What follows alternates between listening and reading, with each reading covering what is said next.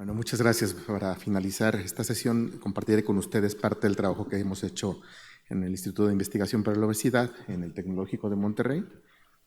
Me gustaría primero que nada, ya hemos platicado mucho, pero ser muy puntuales en el concepto de la participación que tiene la mitocondria en procesos que van más allá de la dependencia de energía.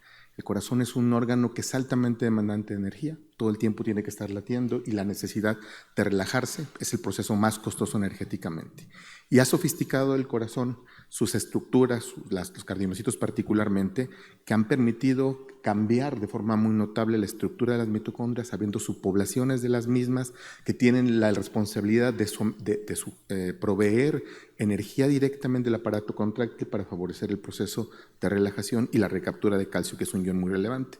En esta micrografía podemos ver en corazones de seres humanos, en la parte de arriba, cuál es la estructura de la función, la estructura mitocondrial en un corazón sano, y abajo podemos ver el gran cambio que tiene estructuralmente, haciendo mitocondrias menos electrondensas, menos asociadas en la localización, y hay cambios significativos.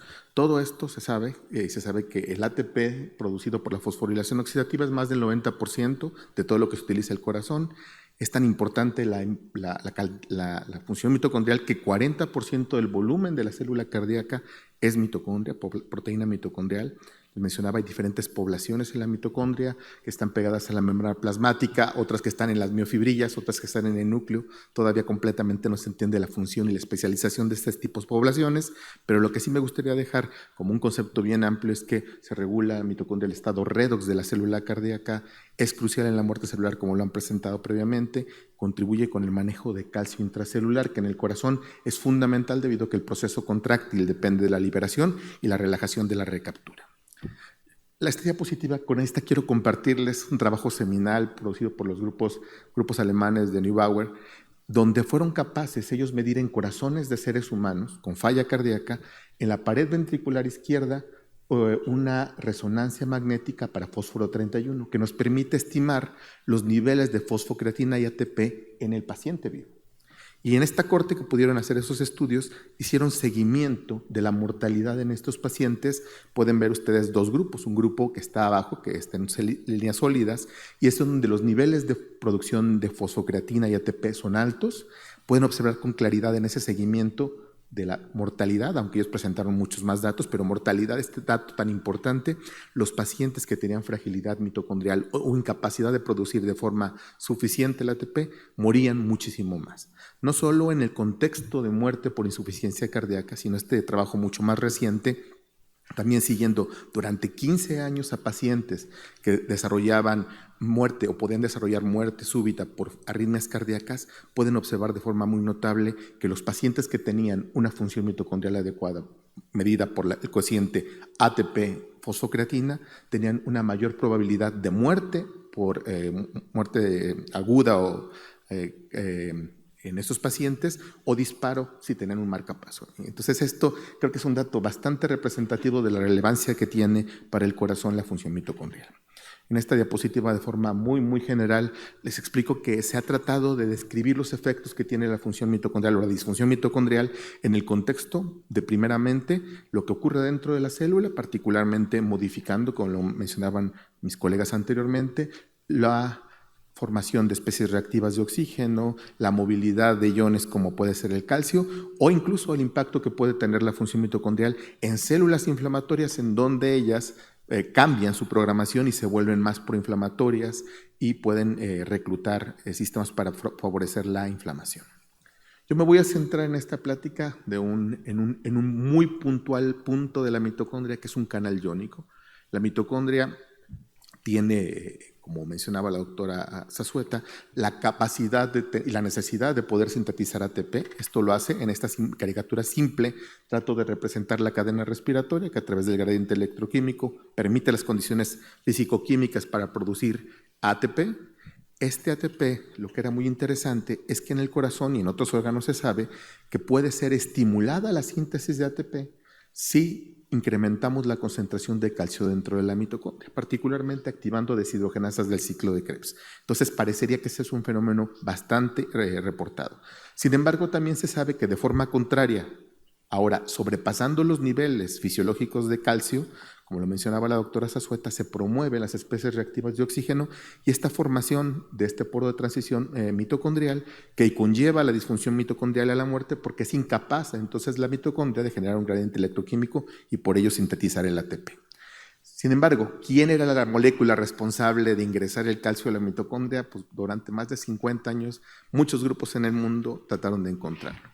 Ya para el año 2010-2011 se identificó que el transportador que se encargaba de internalizar del espacio intermembranal hacia la matriz mitocondrial era un canal de calcio con muchas subunidades que se conoce erróneamente como uniportador de calcio mitocondrial porque no es un sistema de uniporte, es un canal iónico y las subunidades que tienen el poro de transporte del calcio se siguen llamando históricamente MCU por sus siglas en inglés de Mitochondrial Calcium Unipolar.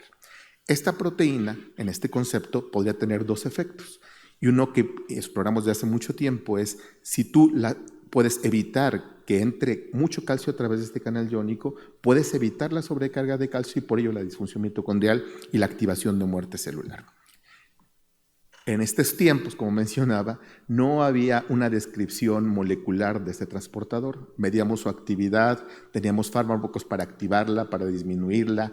Electrofisiológicamente podíamos correr la corriente, pero el responsable molecular de quién era no lo conocíamos. Entonces, mucha de la información que tenemos se basó principalmente en utilizar un fármaco que es una molécula altamente sensible, específica y potente para bloquear el transportador. Está en órdenes picomolares, su afinidad, entonces es altísimo y se ha descrito hasta el momento, más bien no se han descrito otros blancos moleculares además de este transportador.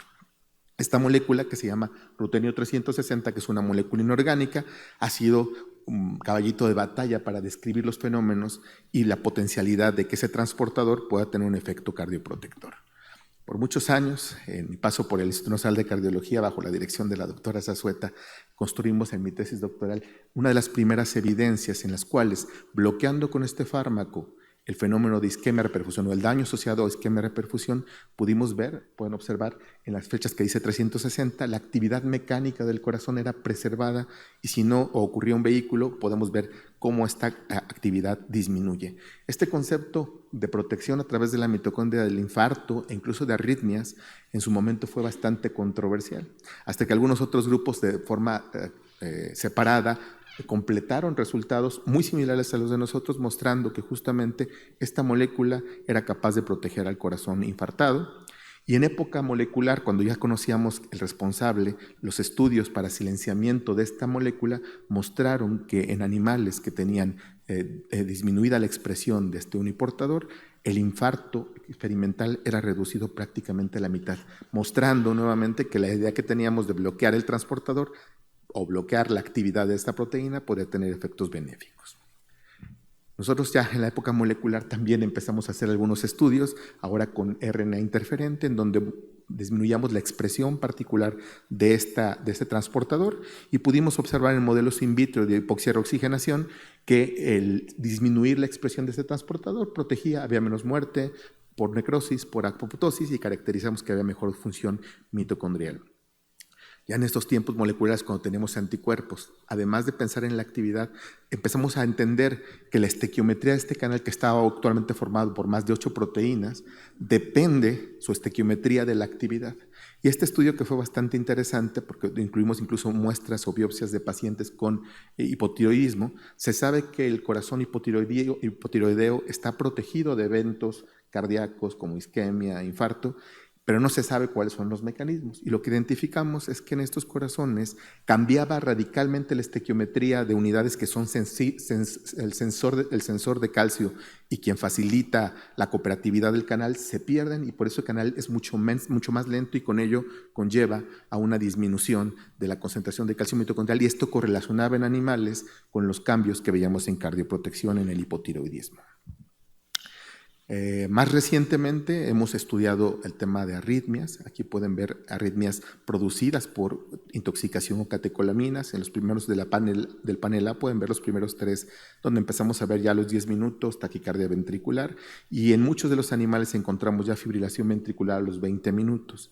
Si nosotros tratamos a estos animales previamente con este inhibidor rutenio 360, pueden ver que el latido sinusal se mantiene durante todo este tiempo. La incidencia de taquicardia ventricular es dosis dependiente del rutenio 360 y la concentración de calcio en las mitocondrias del corazón no se alcanza cuando está el inhibidor, y ahora entendemos que también hay cambios en modificaciones posttraduccionales haciendo estudios de espectroscopía, identificando que varias de las proteínas que hablaba la doctora Zazueta, los complejos, están hiperoxidadas, hay carbonilación, hay modificaciones posttraduccionales oxidativas que empeoran la función mitocondrial. Sin embargo, les mencionaba, la primera parte es de protección. Sin embargo, les mencioné inicialmente que el calcio tiene que incrementar dentro de la matriz para que se genere la mayor cantidad de ATP que se requiere en un evento como la estimulación adrenérgica. Nuestra pregunta fue, ¿qué pasa en esas condiciones? La respuesta adrenérgica, donde tiene que incrementar muy significativamente el nivel de calcio, si bloqueamos este canal, ¿se va a bloquear parcialmente?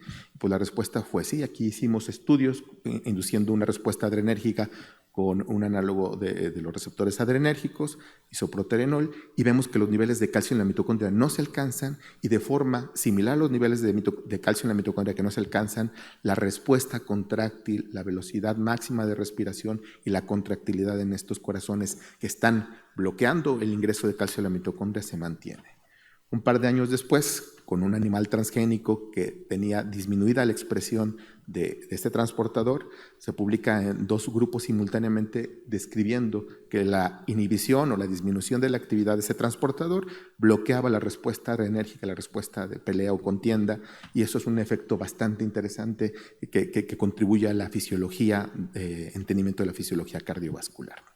Con todo lo anterior, aquí les presento en términos generales muchos de los trabajos que hemos generado en el grupo mostrando evidencia de la relación o la posibilidad de estudiar este transportador en contextos particularmente de arritmias agudas, isquemia de reperfusión, apoptosis, necrosis o esta respuesta adrenérgica. Sin embargo, nos queda pensar, esto puede ser aplicado en un contexto más a largo plazo, en una condición fisiológica más compleja. Y con esta diapositiva les planteo la hipótesis que realizamos. Era que en condiciones basales el calcio entra en la mitocondria, cuando se requiere estimularlo adrenérgicamente, incrementan los niveles y esto permite suministrar suficiente energía para frenar el proceso contráctil. Sin embargo, en falla cardíaca, donde los fenómenos neurohormonales están siendo constantemente requiriendo activación adrenérgica, nuestra pregunta era, ¿este incremento o esta condición de estar siempre en niveles altos de calcio, incrementando el calcio en la mitocondria, puede ser perjudicial en insuficiencia cardíaca? ¿Habrá cambios relevantes en un modelo crónico para explicar la disfunción? Fuimos a trabajar con unos modelos preclínicos, modelos de falla cardíaca con fracción de eyección preservada, y el primer dato que reportamos hace un año fue que justamente este transportador, ahí pueden ver los corazones de los ratones que generan falla cardíaca, muestran una clara hipertrofia, y también observamos dentro de ello que los niveles de expresión de este transportador están incrementados. Y hay una correlación muy interesante entre la hipertrofia que medimos en el ratón versus la expresión del transportador. Y también esto se presenta con los niveles de calcio dentro de la matriz mitocondrial. Teniendo esto como prueba de concepto, pues no implicaba una causa dependencia, por lo tanto tuvimos que hacer experimentos silenciando en miocitos cardíacos la expresión de este transportador. Y ustedes pueden ver el dato más relevante que quisiera nos enfocáramos en esta presentación, es un modelo in vitro en donde inducimos hipertrofia, induciendo angiotensina 2 en el cultivo. Pueden ver en el panel C las células controles que están transfectadas con un gen que no silencia absolutamente nada, como prácticamente duplican su tamaño bajo el estímulo de angiotensina.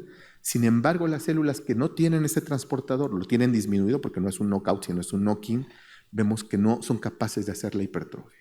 No solamente no cambia la hipertrofia, sino todos los marcadores de remodelación patológica, como los péptidos natriuréticos, como la colágena tipo 1, como algunos marcadores inflamatorios, no se ven expresados cuando ese transportador falla. O no está expresado, perdón. Y esto tiene que ver con los niveles de calcio mitocondrial y particularmente con otra respuesta que implica incrementar los niveles de especies reactivas de oxígeno. Si el calcio no incrementa las especies reactivas de oxígeno, y tampoco se permite, al no incrementar las especies reactivas de oxígeno mitocondriales, la activación y fosforilación del factor NF-κB que migra al núcleo y promueve un programa hipertrófico y proinflamatorio.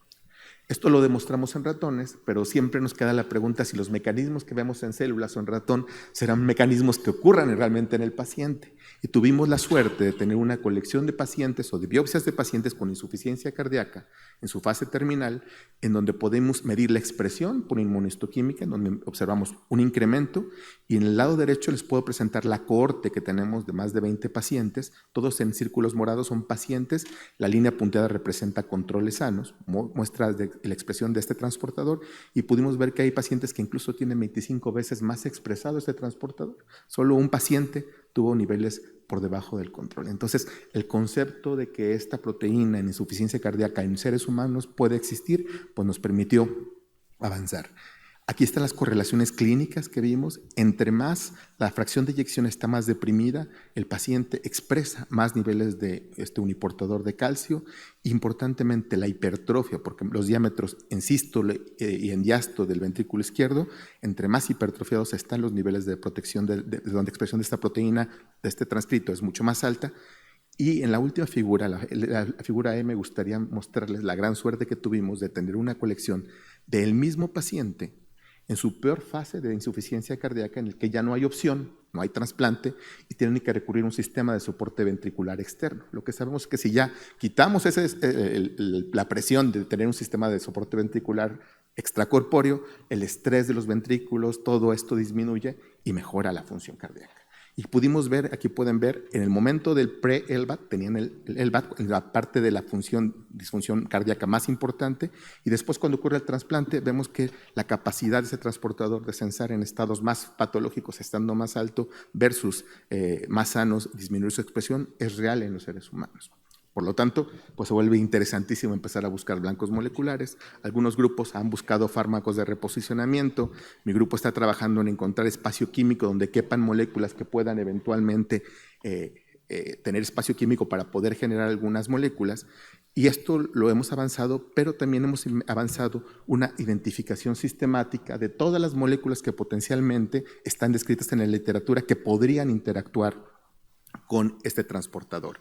De forma muy interesante, en literatura, particularmente en el área de neurociencias, se describe que ese transportador puede estar modulado por una molécula bastante interesante, que es el cannabidiol, que es una molécula que se usa para epilepsia refractaria en niños, y por lo tanto ya hay estudios de seguridad, se usa en pacientes, y pues lo que primero pensamos inmediatamente será cómo modulará la actividad de este transportador. Volvimos a los estudios in vitro, teniendo grupos controles, grupos tratados con angiotensina en cultivo o con cannabidiol, y quisiera mostrarles que la disfunción asociada a la angiotensina es mejorada importantemente por el cannabidiol.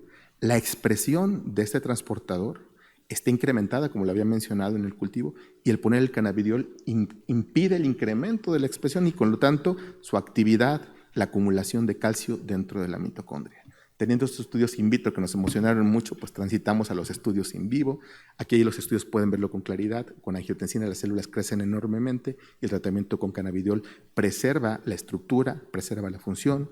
Hicimos estudios preclínicos en los modelos de insuficiencia cardíaca. Pueden ver la fibrosis y la hipertrofia en estos modelos y cómo el tratamiento con cannabidiol mejoró significativamente la hipertrofia, la estructura y la función cardíaca, haciendo incluso estudios de cateterismo cardíaco, viendo función sistólica, diastólica. Entendimos un poquito cómo funciona y sorprendentemente el mecanismo que pudimos identificar que era responsable era la participación que tiene el receptor o el PPAR gamma, puesto que bloqueadores de PPAR gamma hacían que se perdiera el efecto antihipertrófico del cannabidiol y rosiglitazona, particularmente como un agonista, mimetizaba este fenómeno. Por último, me gustaría contarles la última parte de lo que hemos hecho. Teniendo una molécula que potencialmente puede ser usada en seres humanos, puede tratar estos datos que les presento ahora como un manuscrito, nos generamos un dossier que llevamos a FDA para hacer un estudio con una compañía canadiense que tenían un método de síntesis química de cannabidiol. Y con ese contrato que hicimos, el desarrollo de esta industria, con esta industria, generando un spin-off, generamos una empresa que llevó a cabo un primer estudio clínico multicéntrico para usar el cannabidiol en pacientes con insuficiencia cardíaca. Esto ocurre en el año 2019, justo cuando entra COVID, y las posibilidades de hacer el estudio con pacientes con insuficiencia cardíaca no fue factible.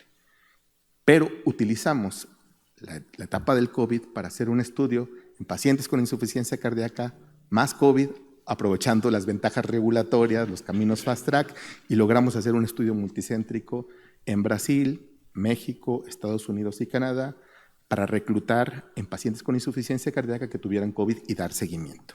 Desafortunadamente, tardamos mucho tiempo en pasar por los comités y el criterio de inclusión inicial era que los pacientes no estuvieran vacunados de COVID. Y cuando llegamos a esa parte, el reclutamiento alcanzó solamente 140 pacientes, no pudimos completar la muestra de más de 1,200 y el estudio tuvo que suspenderse.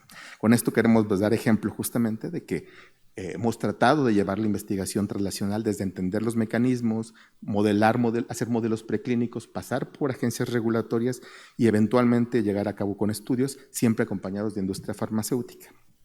El último mensaje que quisiera yo mencionar, porque es algo bastante reciente, se ha mostrado en metaanálisis en las últimas semanas, trabajo importante mostrando el riesgo del consumo de cannabis en pacientes con cardiomiopatías. Se sabe que hasta 4 veces incrementa el riesgo de infarto agudo por el uso de cannabis, falla cardíaca, aparición de muerte súbita.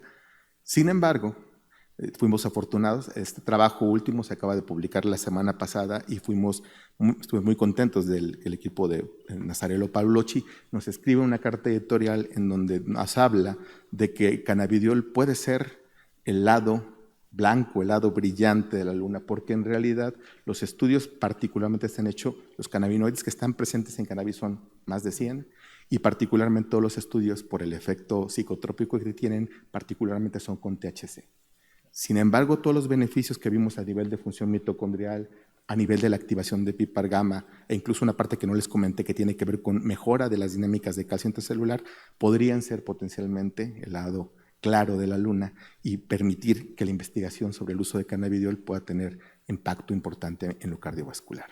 Finalmente quiero agradecerles todo al equipo de trabajo en el TEC, colaboraciones en muchos de los lugares, incluido el Instituto de Cardiología, etcétera, y a su vez por su tiempo. Muchísimas gracias.